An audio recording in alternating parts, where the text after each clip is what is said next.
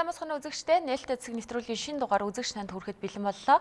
Монгол Улсын ерөнхий сайд жаргал тулгын Эрдэнэт энэ 5 дугаар сарын 12-ноос 15-ны өдрүүдэд бүгд найрамдах Хятад ард улсын дарга Ши Жинпиний урилгаар Бээжин хотноо болсон бүс ба зам олон улсын хамтын ажиллагааны дээд түвшний чуулга уулзалтанд оролцсон юм а. За мөн бүгд найрамдах Хятад ард улсын төрийн зөвлөлийн ерөнхий сайд Хикочианы урилгаар тус улсад айлчлалаа. Айлчлалын үеэр талууд 21 баримт бичигт гарын үсэг зурсан юм а.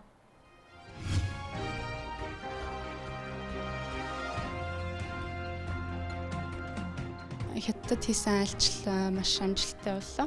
Яриа хэлцээний гол сэдэв бол мэдээж хөрөнгө оруулалт, худалдаа, мөн эдийн засгийн хамтын ажиллагааны асуудлууд байсан. Ажлынхаа цагийг уртасгаж бас энэ ажил хэргийн уулзалтуудыг бол одоо байж болох хэмжээнд нь нэлээд удаан хугацаагаар хийлээ.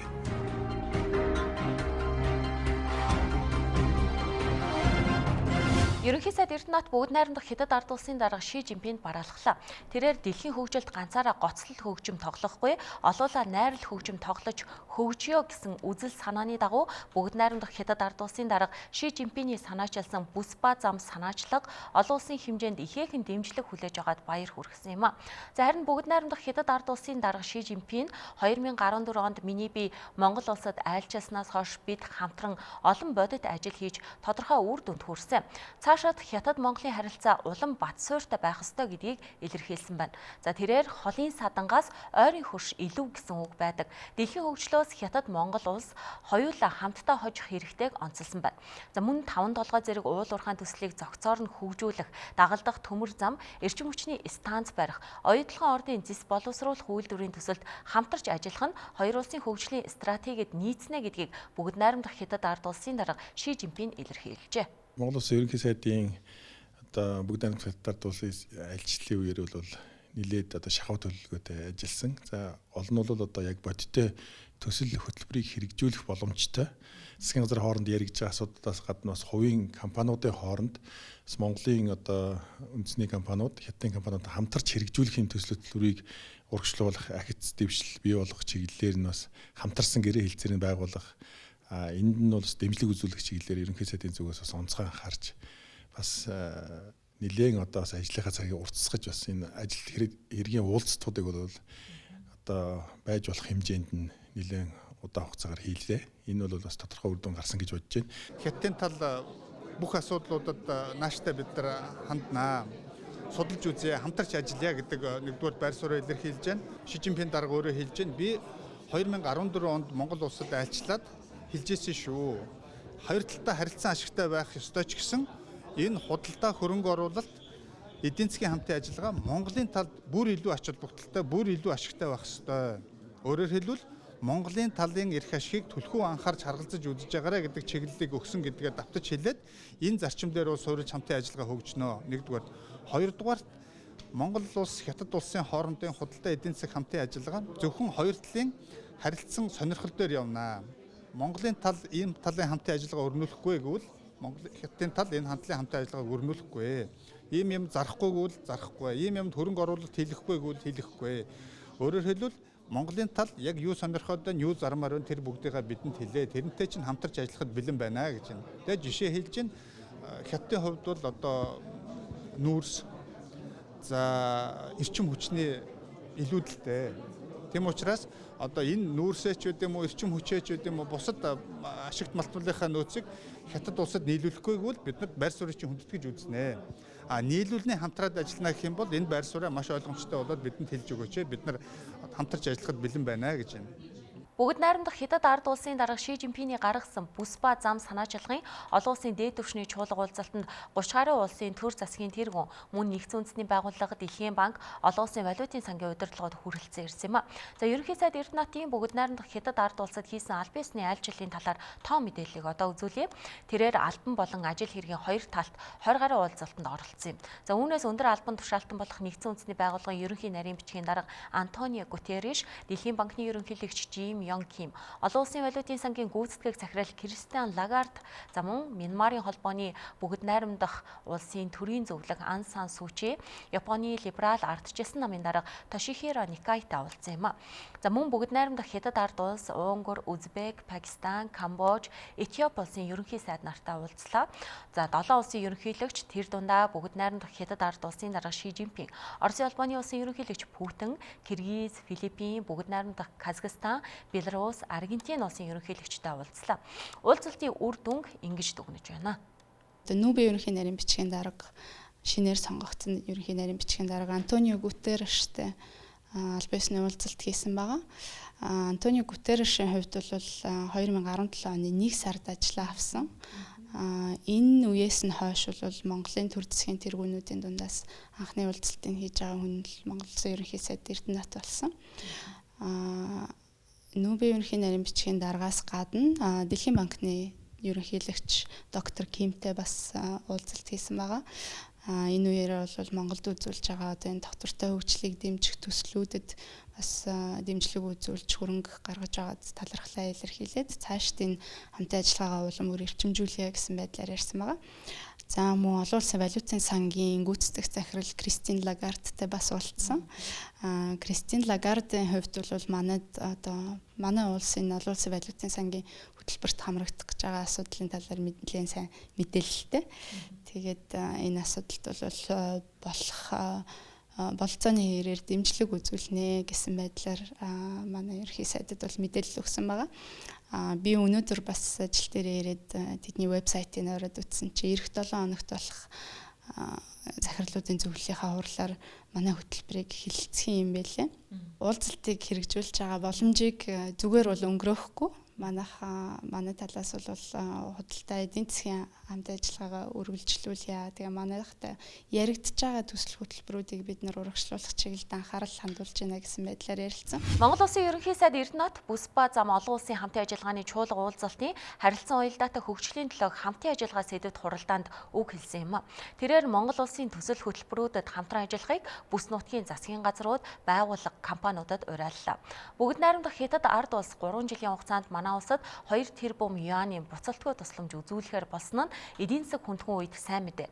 За гэхдээ Монгол улс ирээдүгөө харж томоохон төслүүдэд хөдөлгөх, агаарын бохирдлыг бууруулах, хөдөө аж ахуй, боловсролын зэрэг салбартаа хамтран ажиллаж хөрөнгө оруулалт татах зэрэг чухал баримт бичгүүдэд гарын үсэг зурсан нь энэ удаагийн айлчлалын гол үр дүн гэж харж болохоор байгаа юм а. Монгол Улсын ерөнхий сайд Эрдэнэт бүгд найрамдах Хятад ард улсын төрийн зөвлөлийн ерөнхий сайд Ли Кочианаар аль биесны хэлэлцээ хийсэн. Хэлэлцээний хүрээнд талууд худалдаа, эдийн засгийн хамтын ажиллагааг эрчимжүүлэх, байгаль орчныг хамгаалах, уур амьсгалын өөрчлөлтийн үр нөлөөг бууруулах асуудлаар голчлон санал солилцжээ. Монгол Улсын ерөнхий сайд Эрдэнэт бүгд найрамдах Хятад ард улсад уул уурхайн бүтээгдэхүүн, төмрийн хөдөр, нүүрс, хөдөө аж ахуйн болон малын гаралтай бүтээгдэхүүний экспортыг нэмэгдүүлэх нь Монгол Улсын эдийн засгийг сэргээхэд чухал ач холбогдолтой байгааг илэрхийлсэн юм а. Талууд 21 баримт бичигт гарын үсэг зурсныг одоо үзүүлье. Энд манай улсын хувийн хвшлийн төлөөллүүд оролцож зарим баримт бичигт гарын үсэг зурлаа.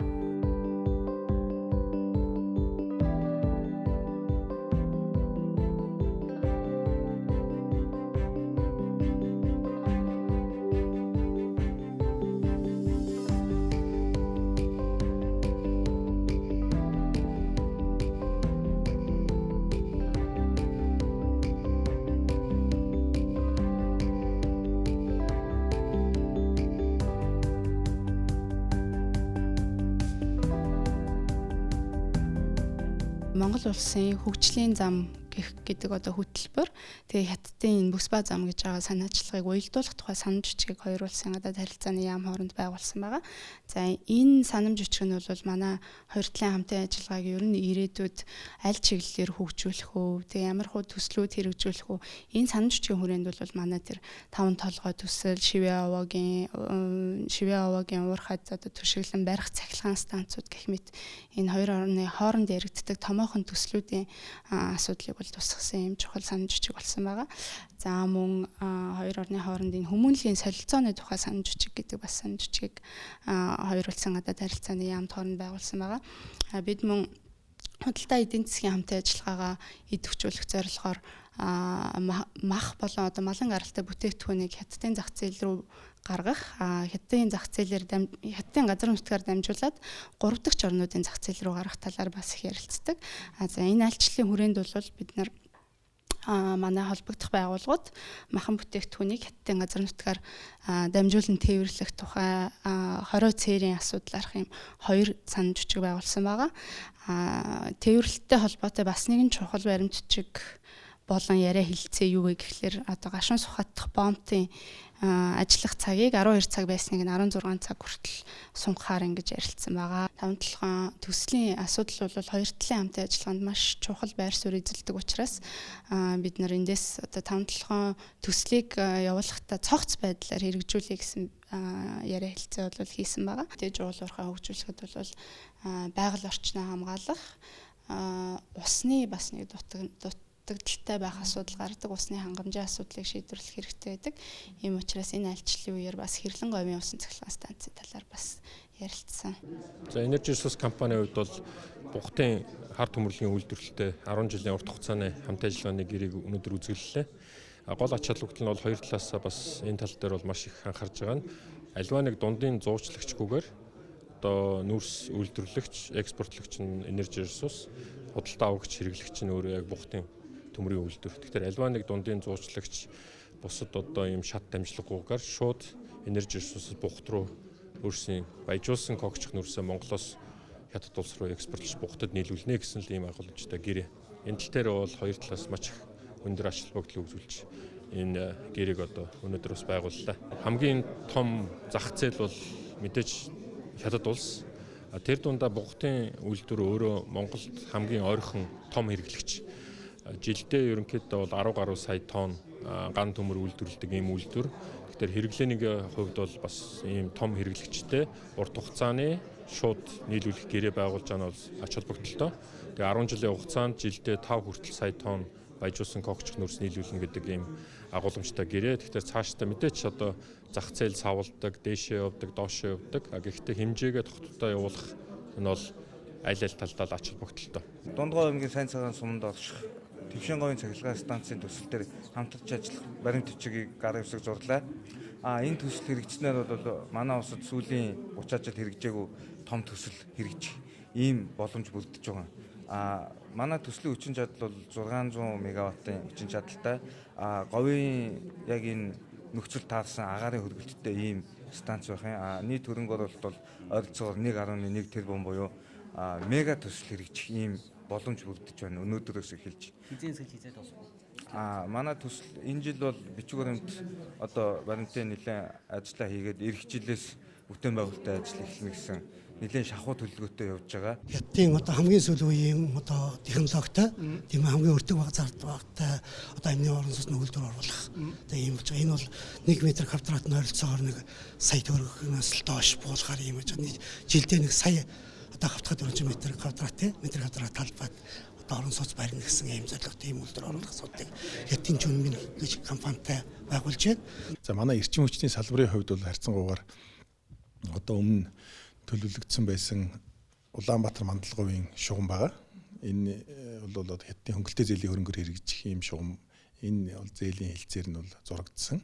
За мөн одоо Улаанбаатар хотын агаарын бохирдлыг бууруулах чиглэлээр бол одоо Хятадын датан компанитай эрчим хүчний яам хамтарч одоо датан компани баш богино хугацаанд ер нь энэ эрчим хүчний одоо агаарын бохирдлыг бууруулах чиглэлээр эрчим хүчний салбарыг хийж хэрэгжүүлж ирсэн энэ ажлыг цааш нь үргэлжлүүлэхэд одоо Улаанбаатар хотын гэр хороолол агаарын бохирдлыг бууруулахад одоо цахилгааны тариф тэглэлсэнтэй холбогдуулаад энэ арга хэмжээ цаашаа үргэлжлээд цахилгаан халаагууруудаар ингээд бас тодорхой бүсийг ингээд хангах тохиолдолд хэрхэн яаж одоо энэ шугам сүлжээний шинжилгээг хийх үү, тоноглолыг хэрхэн шинжлэх үү гэдэг дээр маш богино хугацааны одоо судалгааны ажлаа хийж үр дүнгээ гаргаад ингээ энэ дээр хамтарч ажиллахын санамж жижиг бол байгуулсан. За мөн одоо Дундгой аймгийн баригдах Твшин говийн станцын хөрөнгө оруулагч нарын хооронд бол хилцээ хийгдсэн.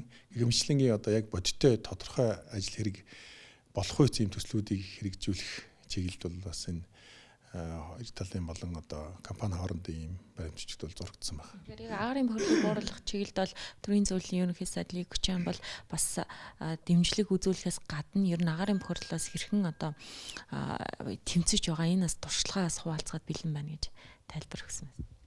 Тэгэхээр ер нь бас ийм туршлагууд бол бас нэлээд хүн ам төвлөрсөн хотууд дээр бол нэлээд олон байгаа юм билээ. Тухайлах юм бол одоо Буг хотын хувьд 100,000 айлын орон сууц барьсан. Ингэж бас тэр тулгымцаас агарын бохирдлыг шийдвэрлсэн ийм арга зам байх жишээ. Тэгэхээр энэ дээр бол харилцан туршлага солилцоод тэндээс одоо бас авч болох үз ийм туршлагуудыг бас бид богино хугацаанд хэрэгжүүлж чадах юм бол энэ бидний тулгымцаас агарын бохирдлоо бууруулахад энэ асуудлаа шийдвэрлэхэд бол бас төхөн үзүүлнэ гэж бас үзэж байгаа. Тэгэхээр нэг хэсэг яригдж байсан хятадын талаас манайдас буцалтгүй тусламж олгоод гэр ороолын агарын бохирдлыг бууруулахын тулд орон сууцчлуулна гэж яригдж байсан л да. Энэ асуудал хөндөгдсөн байна. Тэгэхээр энэ бас өмнө яригджсэн энэ төслүүд бол хэрэгжээд явна. Энэ цаашдаа бол агарын бохирдлыг бууруулах асуудал маань өөрөө зөвхөн одоо дангаар нь орон сууцуулж богино хугацаанд бас шийдэх боломжгүй. Тодорхой хэсгийн орон сууцаар, тодорхой хэсгийн одоо цахилгаан халаагуураар ч байдаг юм уу. Одоо бусад байшингийн дулаалга, одоо түлшний материалын сайжруулах гэх мэт одоо олон чиглэлээр энэ бол одоо хийж энэ асуудлыг ард гарах хэрэгтэй гэж ойлгож байна. Тэгэхээр энэ аль жилийн бас үр дүнд шивээ аваагийн цахилгаан станц урагшлах нэ гэсэн бас мэдээлэл байна. Тэгэхээр шивээ аваагийн цахилгаан станцын одоо ажлыг цааш нь үргэлжлүүлэх чиглэлээрээс ямар хилцээ байгуулсан байна. Тэгэхээр одоо шивээ аваагийн нүүрсний ордыг түшил том чадлын одоо цахилгаан станц барьж одоо бүгд найрамдах хятад бол цаашлаад энэ зүүн хойд Аз орнууд руу одоо экспортлох гэсэн энэ том төсөл байж байгаа. Энэ нэлээд том хэмжээний төсөл байгаа. Тэгэхээр энэ чиглэлээр ерөнхий сайдын хувьд бас хятадын талд манай бас тийм ээ одоо ашиглагдахгүй байгаа энэ нүүрсний ялангуяа энэ эрчим хүчний нүүрсийг одоо нэмүүртэг бий болгож ингэж гарах талаар бас энэ саналаа одоо хэлсэн байж байгаа. Тэгэхээр энэ төслийн техник эдийн засгийн үндсэндээ бол дуусч байгаа. Тэгэхээр энэ бас төслийг хэрэгжүүлэхээр ярилцж байгаа State Grid компани байгаа. Энэ State Grid компанитай бас уулзж энэ талын яриа хэлцээ бол хийсэн. Тийм учраас бол энэ маань өөрөө цаашаа зөвхөн одоо нүүрсэн дээр тулгуурласан энэ станц байхаас гадна хажууд нь бас сэргийд эрчим хүчний бас ариун нөөцтэй нар салхины их үүсрүүд дээр бас эрчим хүчний их үүсвэр барьж энэ бас давхар энэ экспортлох ёстой гэсэн ийм зарчмын саналыг бол манай талаас тавьсан. Хөрөнгө оруулалт нь яг хаанаас гарах вэ? Мэдээж хятадын талтай хамтарна гэхээр хятадаас хөрөнгө оруулалт татах уу? Тэгээ хятадын одоо цахилгаан дамжуулах сүлжээ гэж одоо нэлээд том компаниуд дэлхийн баг 3-т ордог тийм том компани байгаа. Өөрөө дотоод шугам сүлжээгээ хийдэг. За энэ компани бол хамтарч оролцсон юм. Тэгээ энэ дээр бол одоо техник эдийн засгийн үзэл буюу энэ гарч ирсний дараа бол энэ бизнесийн яриа хэлцээр бол явагдана. Гэхдээ энэ бол аль аль талдаа Монгол одоо хоёр улсын хувьд аль аль талд нь ашигтай юм төсөл байх. Эхлэлсэн байхад бол нэг 5 жилдээ бол баригдаж дуусах төсөл. Гэхдээ энэ эхлэлтлээ бол яриа хэлцээ бол нэлээд нарийн яригдж явагдах хэрэгтэй юм. Худалдаа эдийн засгийн хамтын ажиллагаа бол энэ альчлалын гол зорилго болон одоо гол хэсэг нь байсан гэж хэлж болно. Худалдаа эдийн засгийн хамтын ажиллагааны хүрээнд бол хятадын талаас манайд одоо тулгараад байгаа эдийн засгийн хүндрэлийг тулгархад даван туулахад дэмжлэг үзүүлнэ гэдгээ мэдэгдсэн байгаа. За тухайлбал хятадын засгийн газраас манайд одоо олгож байгаа 1 тэрбум долларын хөнгөлөлттэй зээлийн санхүүжилтийн үүргийг бол хятад ард улс өөрийн хариуцах хэмжээгээ бол 95% болгож нэмэгдүүлэхээр ийм шийдвэр гаргасан байгаа.